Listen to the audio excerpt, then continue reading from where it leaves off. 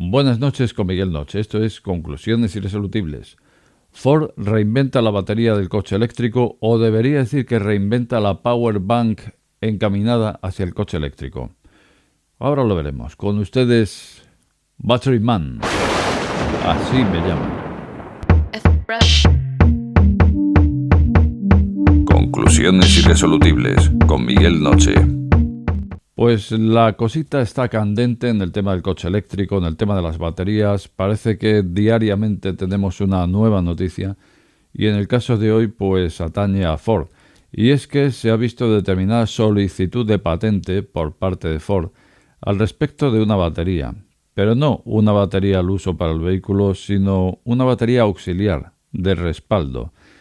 Es decir, para cuando vas a hacer un viaje y no sabes, o mejor dicho, ya sospechas que no vas a tener por el camino cargadores suficientes y entonces quieres tener un respaldo ahí, ¿no? Un respaldo pues que no te vaya a dejar tirado en ese viaje.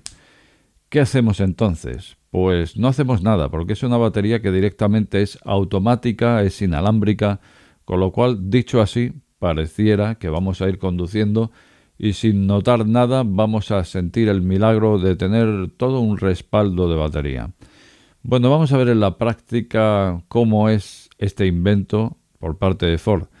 Y consiste en lo siguiente, consiste en una batería auxiliar que recuerda bastante al concepto Power Bank en la telefonía móvil. Recordemos lo que era, pues aquí tenemos una batería auxiliar que se conectaba mediante el puerto USB, de forma que, bueno, ya sabemos cómo funcionaba esto, ¿verdad? Ya tenemos aquí lo que es un teléfono móvil que directamente va a duplicar por lo menos la capacidad original que tenía el propio teléfono. Y de la misma forma recuerda mucho al sistema de Ford, pero no es que recuerde, es que básicamente viene a ser la misma cosa. ¿En qué consiste lo que ha presentado, la solicitud de patente que ha presentado Ford? Pues consiste en una batería dentro de lo que viene siendo un baúl portaequipaje, de esos que vemos por ahí, esos coches que llevan arriba. Antes la gente llevaba una vaca en el coche, la vaca se prohibió y ahora pues lo que se lleva son estos baúles que llevan su anclaje. Bueno, pues el baúl no es que sea similar, es que en definitiva pues es la carcasa de la batería, o sea que es que valdría hasta un baúl al uso. Pero bueno, no sé si habrán hecho algo más específico al respecto, pero que básicamente te puedes imaginar que la carcasa portabatería va a ser un baúl de este tipo, un baúl portaequipaje. Y a partir de ahí, pues lo que va dentro son los propios módulos de la batería, por un lado. Por otro lado, el puerto de carga. Y por otro lado, la unidad de control o módulo de control. Bueno, pues los módulos de la batería ya sabemos lo que son, los módulos que van a componer dicha batería. Al hablar de módulos, pues probablemente se entienda que será modular, es decir, que podamos ir sumando módulos y por lo tanto tener una batería de mayor capacidad, de menor capacidad. Por otra parte, el puerto de carga, pues será ese puerto mediante el cual enchufaremos al cargador y esta batería de respaldo lo que hará será cargarse, nada nuevo en el horizonte. Pero hay una duda, y es que este sistema, nos dicen las fuentes, que será un sistema inalámbrico, es decir, que enviaría la carga a la batería del vehículo de forma inalámbrica. O esto entiendo yo, ¿no? Por una recarga inalámbrica. Y sin embargo, pues tengo la duda de si también se podrá hacer de forma física mediante el puerto. No sé si el puerto solo vale para cargar la batería de respaldo o cuando ya está cargada ese mismo puerto lo enchufas al puerto de entrada del vehículo. Pero entonces algo me dice que la portezuela iría abierta y probablemente sea solamente inalámbrico el momento en el que actúa la recarga de la power bank, vamos a llamarle power bank, a la batería del vehículo. Bueno, pues ya hemos explicado básicamente de qué va esto. Bueno, luego el propio baúl pues lleva una serie de rejillas para que vaya ventilando, disipando temperatura, en definitiva. Bueno, a estas alturas sí, parece muy cómodo y todo lo que tú quieras, pero a estas alturas, y si me vas conociendo un poco, que yo creo que sí, pues a lo mejor ya te has dado cuenta que a mí no me gusta demasiado el tema de intercalar personas dentro de campos electromagnéticos y cuanto más potentes, menos me gusta. En este caso estamos hablando de kilovatios de potencia que maneja una batería y la otra. Estamos hablando también de un consumo de un motor también de kilovatios hora. Y estamos hablando, por tanto, de un campo electromagnético también nada despreciable. Por lo tanto, yo la primera pega que le encuentro a esto ya de entrada es ir sentado entre medias ya no de un campo electromagnético, que sería el propio motor más la propia batería que llevamos debajo, sino la propia batería que llevamos encima más el propio intercambio, que además también requiere una señal portadora en radiofrecuencia, con lo cual ahí llevamos un batiburrillo de campos electromagnéticos solapados entre sí, que yo te digo una cosa, por más que digan los expertos que esto no es malo porque no son ondas ionizantes, pero que te digo una cosa, ahí no se acabaría todo. O sea, solo hay que recordar lo que hace un microondas en un alimento y no son ondas ionizantes, pero mira lo que hace. Imagínate meter ahí a alguien. Que sí, que ya sabemos, no es comparable las potencias, ya, pero no son ondas ionizantes. Aquí entra el efecto de calentamiento dieléctrico por microondas y también hay que tenerlo en cuenta. Bueno, pues en este caso vamos a ir dentro de un batiburrillo de campos electromagnéticos que yo creo que no podríamos afirmar que al final ese solapamiento de señales no acaben en una señal ionizante.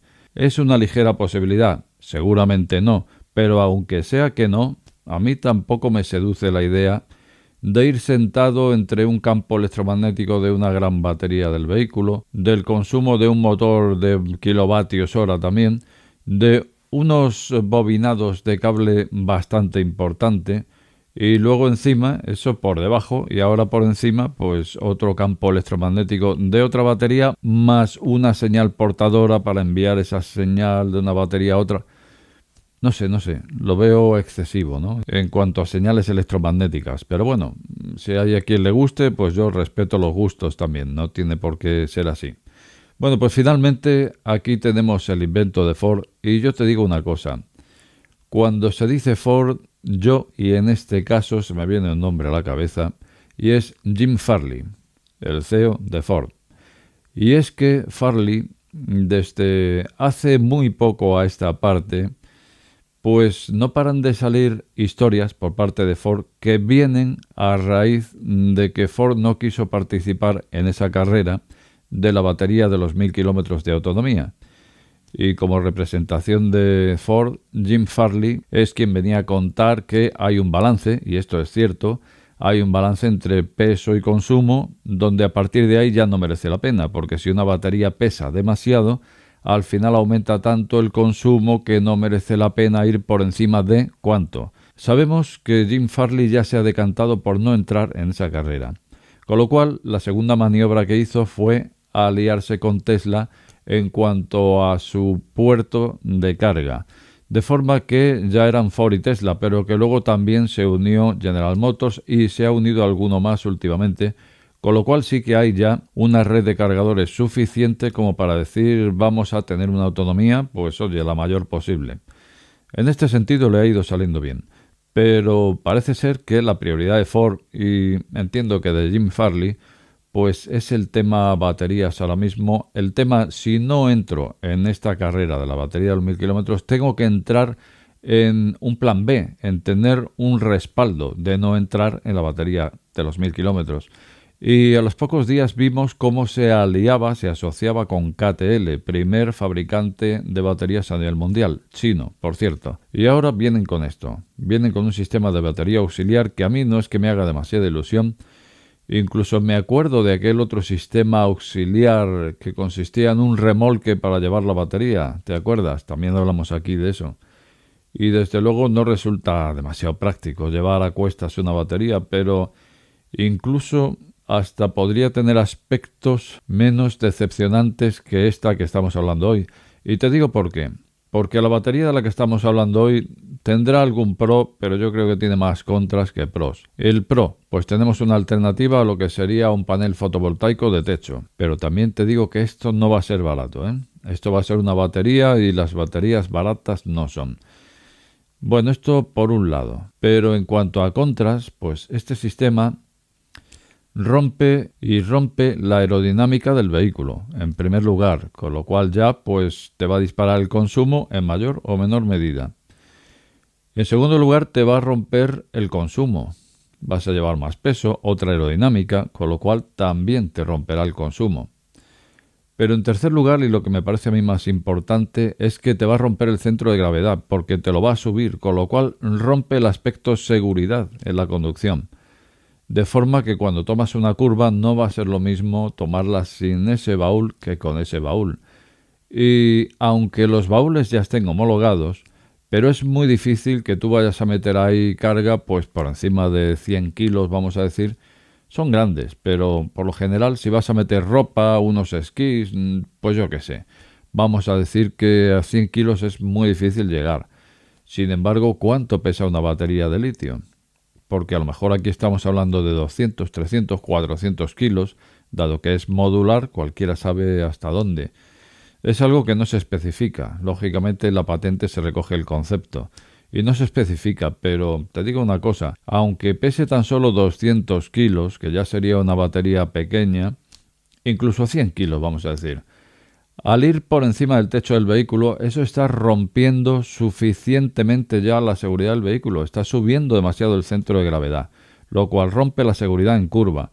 Y yo te digo una cosa, Farley, solamente con una sola vida humana que se pierda en conducción por culpa de este sistema, habría merecido la pena olvidarnos de él e incluso a irnos a la batería de los 1000 kilómetros.